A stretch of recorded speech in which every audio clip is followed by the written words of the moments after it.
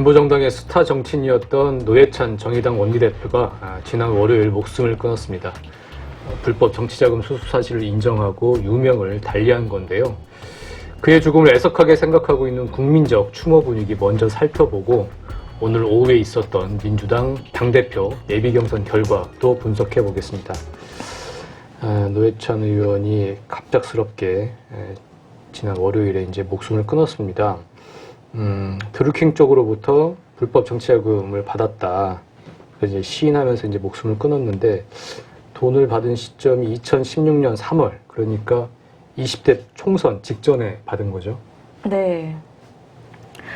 이번 사건은 허익범 특검팀이 지금 드루킹 특검을 하고 있는 총선 직전 2016년 3월에 드루킹 쪽과 노회찬 의원 쪽 사이에 5천만 원의 자금 거래가 있었다. 그런 진술을 확보했다는 보도가 나오면서 갑자기 일파만파로 퍼지게 됐습니다. 네. 예, 특히 이제 드루킹 쪽에 경제공진화 모임, 이런 모임이 있는데 그쪽의 핵심 멤버이기도 하고 또 드루킹이 김경수 경남지사에게 오사카 총영사로 추천하게 또 했던 인물이 있는데 네. 이제 도하무게 변호사죠. 네, 네. 이분이 자신의 경기고 동창인 노회찬 의원에게 정치자금을 불법 기부했다는 건데요. 이런 진술이 드루킹 쪽 관계자들에게서 나왔고 또 특검이 확보한 경공모의 자금책 계좌에서도 자금 흐름이 나타났다는 건데요. 여기에 대해서 노 의원은 사실 초반에 강하게 부인을 했죠. 네. 예, 돈을 주고받을 관계도 아니고 받은 적도 없다 이렇게 말했고요. 또 경기고등학교 동창인 도 변호사에 대해서도 졸업한 지 30년 동안 교류가 없었던 사람이고 지난 10년 동안 4-5번 만난 사이다 이렇게 설명을 했는데요. 네, 의혹의 한복판에서 이제 노회찬 의원이 원내대표 자격으로 지난번에 이제 여야 원내대표들 방미 일정을 떠났었는데 네. 돌아와서 의정 활동을 재개한 월요일에 이런 극단적인 선택을 한 거죠. 예, 유서에서는 본인이 경공모 쪽으로부터 모두 4천만 원을 두 차례에 걸쳐서 받았다라고 인정을 했고요. 네. 예. 노회찬 의원이 국회의원이 된 게 2004년 17대 총선입니다. 네. 민주노동당 비례대표 8번으로 밤새도록 엎치락뒤치락 했어요. 자민련 비례대표 1번 김종필이 되느냐, 민주노동당 비례대표 후보 8번 노회찬이 되느냐 하다가 정당 득표율 말씀하시는 그렇습니다. 거죠? 그때 이제 최초로 정당 투표를 했었죠. 그래서 새벽 1시 넘어서 최종적으로 이제 노회찬 이렇게 당선되고 민주노동당이 이제 무려 10석, 지역구 2석하고 비례 8석. 네. 그래서 10석. 그리고 자민련은 이제 비례에서 당선자를 못 냈고 김종필 전 총재가 10선고지에 이제 실패해서 이제 정치판에 세대 교체가 이루어지는. 김종필 대신 노회찬. 그렇습니다. 아주 상징적인 장면이었어요. 네. 2004년 정치부 기자들한테 굉장히 인상적인 밤이었습니다. 그때가. 그렇게 이제 국회의원을 4년 잘 하고요. 2008년에 떨어집니다. 노원에 출마했다 떨어지고요. 2010년에 서울시장 도전했다 또 떨어지고 2012년에 당선이 됐는데 삼성 엑스파일 사건으로 2013년에 의원직이 떨어집니다. 그래서 그 다음에 이제 서면 복권이 돼서 2016년에 지역구를 창원으로 옮기죠. 네. 그렇게 도전을 할 때인데 바로 그 시점에 이제 돈을 받은 거죠. 근데 돈 받은 거 잘못한 겁니다. 인정해야 되는데 우리나라 정치 현실에서 사실은 후원회를 통해서 받을 수 없는 돈이 있습니다. 특히 원외의 경우에는 예비 경선 예비 후보, 경선 예비 후보로 등록하기 전에는 후원회 결정할 수 없고요. 또 후원 계좌 돈만으로도 아직 선거를 치르기가 좀 어려운 게 현실입니다. 그래서 이 돈은 이제 안 받았어야 되는데 원외로서 공식적으로 돈을 마련할 길도 없고 해서 이제 이 돈을 받았다가 결국 목숨까지 내놓게 되는 안타까운 장면이 좀 벌어졌습니다. 네. 이게 이제 많은 분들이 이런 말씀들을 하시더라고요. 아니 수억 원 받아먹은 사람들도 다 부인하면서 이렇게 그냥 살아가는데 4천만 원 받은 게 그렇게 큰 죄냐. 이제 이런 의문들을 이제 많은 분들이 이제 표출을 하시더라고요. 사람마다 이제 기준이 다르니까요. 네. 근데 이제 노회찬 의원은 진보 정치의 상징적인 인물이기 때문에 어떤 방법으로도 내가 이 무거운 책임을 지기가 어렵다. 이제 본인은 그렇게 판단했던 것 같습니다. 2016년 3월이면 예비 후보였던 것 같고, 그러면 어쨌든 그 후원회로 후원금 처리는 할 수 있었던 상황 아니었나요? 예, 그 처리는 할 수 있죠. 그런데 이제 후원금 처리를 하지 않은 게 문제고요. 금액도 사실은 정치자금법을 만족시키지 못하는 부분이 좀 몇 가지들이 있죠. 정치자금법상 국회의원 후원금을 보통 연간 1억 5천만 원, 선거 있으면 3억 원까지 모금할 수 있는데 한 명의 국회의원 한 명한테 후원할 수 있는 금액이 연간 최대 500만 원이잖아요. 근데 이 경우에는 노회찬 의원의 말대로라면 4천만 원이니까 금액도 허용 범위를 훨씬 넘고 또 이게 로비로 이어질 수 있기 때문에 법인이나 단체가 후원할 수 없는데 뭐 경공모 돈이 들어간 거잖아요. 그래서 뭐 그런 부분에서도 좀 문제가 있었던 것 같고요. 그 삼성 엑스파일 사건으로 원외에 있으면서 약간 생활고를 겪고 있었다라고 하는 이야기들도 있고 사실은 선거가 이제 선거 자금 자체는 나중에 이제 보전이 되는데 이제 생활과 뭐 사람을 만나는 게 다 돈이니까 정치인들은 그런 것들이 좀 어렵지 않았을까. 의원들 중에 뭐 법조인들이 많은 게 변호사들은 배지 떨어져도 또 뭐 변호사 저기 사무실 개업해가지고 또 벌이를 하다가 오고 그러잖아요. 근데 노회찬 의원은 평생 노동운동만 했고 그런 게 좀 어려웠을 것 같다 이런 이야기들을 많이 하더라고요. 이 정치자금법을 좀 찾아보면요, 굉장히 좀 엄격하게 되어 있습니다. 이 법에 의하지 않고는 정치자금 주고받을 수 없다 이렇게 되어 있고요. 이 법에서 정한 방법이 아닌 방식으로 정치자금을 주고받으면 5년 이하 징역, 1,000만 원 이하의 벌금, 굉장히 좀 가혹하게 돼 있죠. 이 정치자금법 개정의 역사가 있습니다. 과거에 1990년대까지만 해도 대가성, 뇌물만 아니면 정치자금 주고받는 게 다 좀 자유로웠던 그런 시기가 있는데요. 그게 이제 아주 여러 차례 법이 개정이 됐죠. 그래서 2004년인가요? 그 오세훈법까지 해서 이제 아주 지금 엄격하게 규정이 되어 있기 때문에 입구, 출구가 전부 다 감시를 받고 있는 이런 상황이고요. 그래서 이제 정치인들이 원래가 담장 위를 걷는 직업이다. 교도소 담장 위를 걷는. 그렇습니다. 이쪽으로 떨어지면 교도소고, 이쪽으로 떨어지면 이제 바깥이죠. 그런데, 아직도, 정치인들 얘기를 들어보면 선거 때 누가 이렇게 확실히 믿을 수 있는 사람이 뭐 큰 돈은 아니래도 100만 원, 200만 원 어려울 테니까 밥값이라도 좀 보태 써라 이렇게 주면 그 돈을 받지 않을 수가 없는 게 현실이라고 합니다. 나중에 이제 문제가 되지 않을 돈이라면 좀 주위의 도움을 받을 수밖에 없는 이런 구조. 특히 원외 인사들의 경우에 문제가 있다고 합니다. 그래서 이제 최근에 국회 의원들도 이 원외 인사들이 좀 더 후원 모금을 합법적으로 할 수 있는 방식으로 정치자금법을 좀 개정하는 게 좋겠다 이런 의견들을 내놓고 있습니다. 네. 노회찬 의원은 이제 진보 정당의 정치인으로서 자신의 잘못에 대한 어떤 반성 뭐 이런 게 상당히 컸고 그래서 결국 이제 스스로 이제 목숨을 끊은 것 같은데 이런 갑작스러운 죽음에 지금 일반 국민들의 애도 추모 열기가 매우 뜨겁죠. 네. 빈소도 다녀왔죠. 기자. 예, 다 다녀오셨을 것 같은데요. 오늘 보니까 그 세브란스 병원 장례식장에만 2만 5천 명 가까이 지금 나흘 동안 몰렸다고 하는데요. 뭐 전국에 분향소들이 있는 걸 고려하면 훨씬 더 많은 분들이 다녀가셨을 것 같아요. 근데 그게 꼭 뭐 단순히 정의당 지지자뿐만이 아니라 그동안 또 아니면 뭐 노회찬 의원을 알고 있던 사람들뿐 아니라 많은 일반 시민들이 뭐 약간 지몬미 정서가 있는 것 같아요. 지켜주지 못해서 미안하다. 약간 이런 정서가 있었던 것 같고요. 그래서 빈소에 보면 노란색 포스트잇을 정의당에서 이렇게 붙일 수 있게 설치를 해놨는데 거기에 메시지들을 보면 뭐 의원님의 진실, 웃음, 행동, 말 기억하겠습니다. 뭐 이번 생에 함께 숨 쉴 수 있었으면 행복했습니다. 조금 더 못되게 사셨어도 괜찮았을 겁니다. 당신 잘못이 아닙니다. 뭐 의원님께 큰 빚을 졌습니다. 뭐 이런 메시지들이 엄청 뭐 천 건 넘게 몰렸고요. 또 정의당에서 지금 시민 장례위원을 모집하고 있는데 여기에도 1,000여 명 넘게 지금 신청을 했다고 합니다. 그래서 정의당에서는 사람이 너무 몰리니까 처음에는 이제 개인 조문도 이렇게 받다가 지금은 한 15명, 20명씩 이렇게 묶어가지고 한꺼번에 빈소를 들어가서 신발도 안 벗고 그냥 묵념만 하도록 하고 있거든요. 지금은 개인 조문을 하면은 1시간이 아니라 뭐 3시간, 4시간 기다려야 될 상황이 되니까 그래서 이제 정의당에서 궁여지책으로 이제 한 20명씩 들어가게 했죠. 그러다 보니까 줄 서 있는 사람들 중에도 되게 명사들, 유명인들, 뭐 황교안 총리나 이재명 지사 이런 분들도 다 줄 서서 기다려서 일반인들하고 함께 입장하고 조문하는 빈소에도 같이 들어가서 일반인들하고 같이 묵념하고 이렇게 진행이 되고 있더라고요. 또 이게 장례식뿐만이 아니라 장례식장 밖에서도 지금 어떤 노회찬 의원의 빈자리를 지키겠다 이런 사람들이 많은 것 같아요. 네. 그래서 정의당 쪽에서는 지금 밝히기를 좀 꺼려하고 있는데 당원 입당이 많이 늘고 있다고 하고요.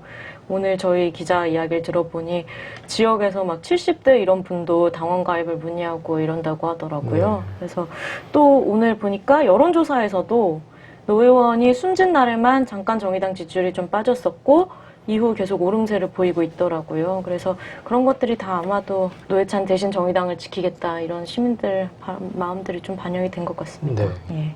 예. 자살이라는 선택에 대해서 동의할 수 없지만 그래도 이제 목숨까지 내놨다.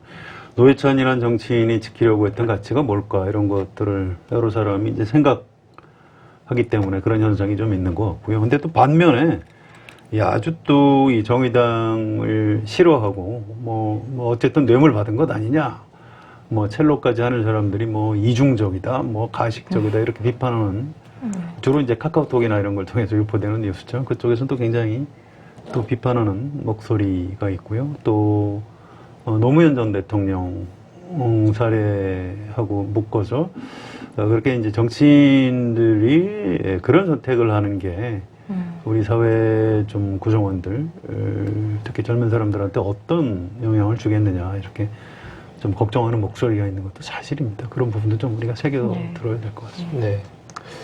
예, 노회찬 대표 그 사고는 여기까지 좀 짚어보고 오늘 그 민주당 당대표 예비 경선이 있었습니다. 정말로 치열하게 8명의 후보가 나와서 이제 다퉜는데 결국은 3명으로 압축이 됐고요. 오늘 예비 경선 현장 상당히 좀 열기가 뜨거웠죠? 네. 일단은 굉장히 긴장되는 분위기였어요. 네. 왜냐하면 8명이 출마했으니 굉장히 많은 숫자가 다 당대표를 하겠다고 나온 것이고, 이게 2016년 효과가 좀 있어서, 2016년에 당연히 등수 안에 들 거라고 생각했던 송영길 의원이 그때 컷오프 당하면서 이변에 가까운 결과가 나올 수 있구나라고 하는 그런 긴장감들이 좀 많이 감돌고 있었던 것 같아요. 근데 그 와중에 어쨌든 이변은 없었고, 이번에는 정치권에서 예상했던 대로 이해찬 의원, 김진표 의원, 송영길 의원 이렇게 3명이 됐죠. 3분이 들었죠. 네. 예. 정말 재밌었던 것 중에 하나가 2016년에도 제가 민주당을 출입했었는데 그때 예비 경선이나 이번 예비 경선이나 다 주인공은 송영길. 그러다 보니 그때는 너무 충격과 경악이었기 때문에 다들 깜짝 놀라서 말을 잇지 못했었고, 기사도 그때 당시에 저희 기사를 찾아보니까 다시 찾아보니 누가 들어갔다가 아니라 송영길이 컷오프 됐다. 예, 그렇게 기사가 나왔었고, 그때 후보가 4명이었는데 혼자 떨어진 거였잖아요. 그렇죠. 그죠? 네.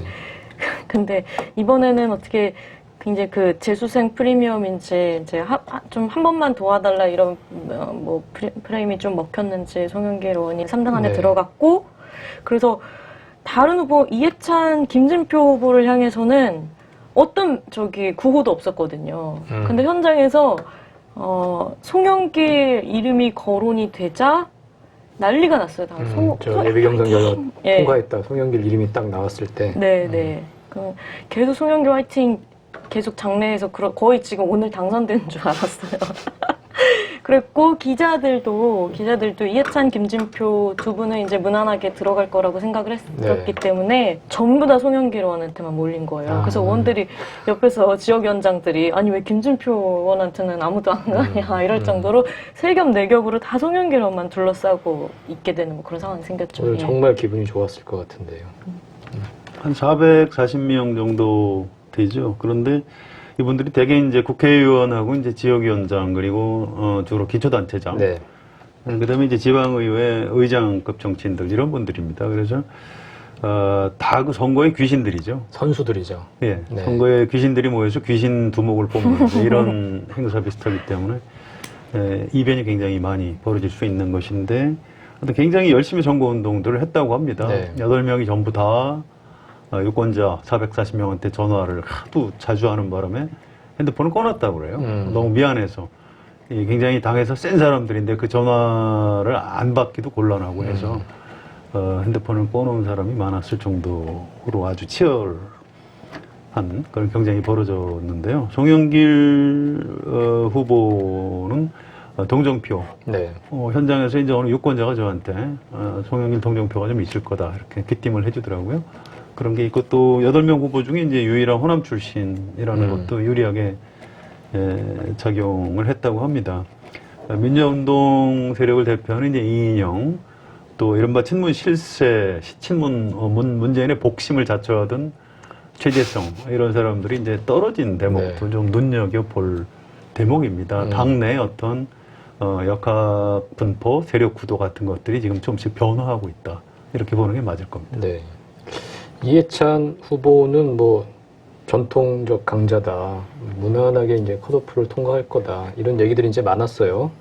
뭐 그런 점이 뭐 작용을 한 걸로 봐야 되겠죠.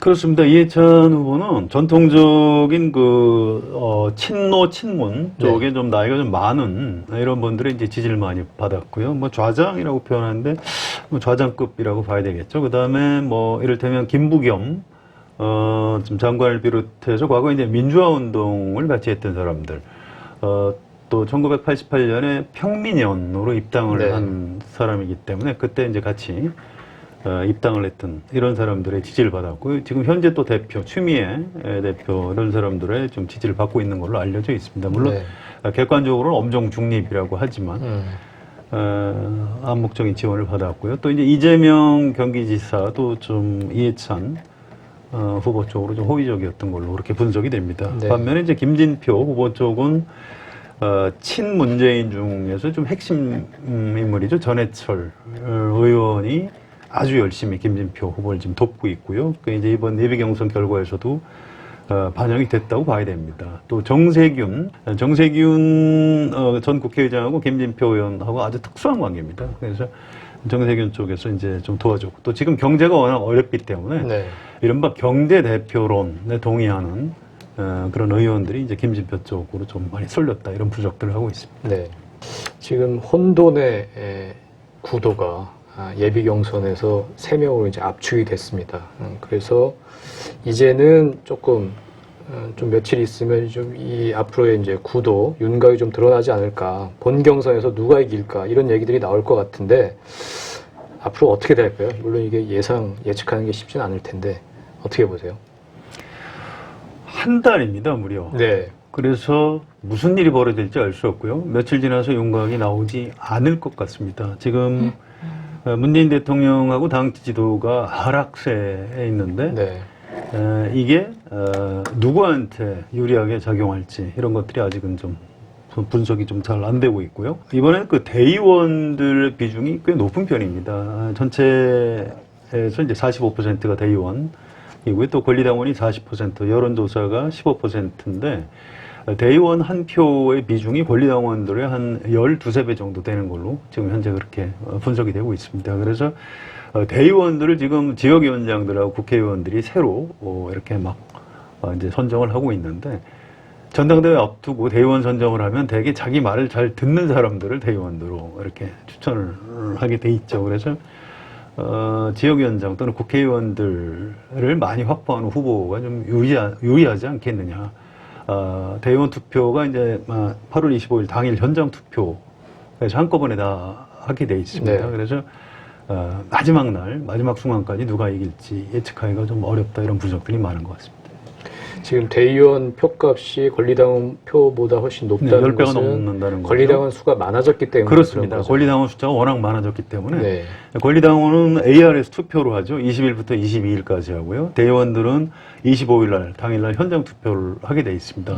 현장에 모여서 투표하는 대의원 한 사람 한 사람의 그 무게가 권리당원의 몇 배가 되기 때문에 결국 대의원 선거에서 투표에서 승부가 날 것이다 이렇게 보는 거죠. 이번 이제 본선이 좀 예측이 상당히 어려울 수밖에 없는 게, 저번 2016년 제가 겪어본 전당대회가 그때뿐이라 2016년 전당대회 때는 지원을 받는 후보가 확실히 있었잖아요. 친문 진영의 지원을 받는 후보가 확실히 있었고, 약간 어부지리로 올라온 것 같은 약체 후보가 2명 있었고, 그렇기 때문에 그 안에서 어느 정도 대세론 같은 게 형성이 돼 있었고 그걸 향해서 가는 길이었었고 또 말씀하신 것처럼 친문 이제 권리당원들이 친문 성향이 강하다라는 게 정설이었었는데 대선을 거치면서 권리당원들이 지금 민주당 지지자 중에 누구나 다 문재인 대통령을 지지하겠으나 어떤 그냥 개파나 이런 걸 볼 때 특정하게 친문 쪽으로 아주 몰려가는 분위기는 지금은 아니라고들 하더라고요. 그래서 당내에서도 거의 권리당원 민심이 여론조사랑 일반 국민 여론조사랑 비슷할 수도 있다. 그런 얘기들도 하더라고요. 그러니까 네. 저번에 경기도지사 경선 때 봤듯이 전해철 의원이 이제 권리당원들로부터 크게 지지를 받을 거라고 생각했는데 이재명 지사와 비등했잖아요. 그런 점에서도 이제 분포가 과거처럼 그렇게 일방적이지는 않을 거라고 보는 게 크기 때문에 좀 권리당원 민심도 좀 단정하기는 어려운 것 같습니다. 네. 그리고 또 이번에는 어쨌든 뭐 친문계인 이해찬 의원과 또 좀 소장파 친문들의 지지를 받고 있는 김진표 의원이 동시에 나와 있기 때문에 뭐 거기에 대해서도 좀 갈릴 것 같고요. 그러니까 그 표가 갈리고 또 송영길 후보가 있고 이렇기 때문에 그렇습니다. 예상이 이제 더 쉽지가 않은 거죠. 친문표가 갈리고 이제 송영길 후보한테 기회가 올 수 있다 이런 분석도 있는데요. 세 사람이 각각 특징이 있을 겁니다. 지금 문재인 대통령 지방선거 이후에 문재인 대통령 지지도가 조금씩 이제 떨어지고 있는 추세이기 때문에 문재인 대통령 지지자들 또 대의원들 권리당원들이 어떤 위기감 같은 걸 가질 가능성이 있습니다. 그러면 이 위기의 원인이 경제 때문이다. 그러면 김진표 후보의 경제 대표론이 좀 먹힐 가능성이 있고요. 또 그렇지 않다. 당 중심으로 똘똘 뭉쳐야 된다. 그러면 역시 좀 센 대표, 친문 좌장이라고 할 수 있는 이해찬 후보 중심으로 뭉쳐야 된다. 뭐 이런 얘기 할 수 있고요. 또 이 기회에 그냥 세대 교체를 하자. 이런 것들이 좀 먹힐 가능성도 있고. 근데 지금으로서는 좀 단정하기가 쉽지가 않습니다. 네, 참 쉽지 않은 판일 것 같습니다.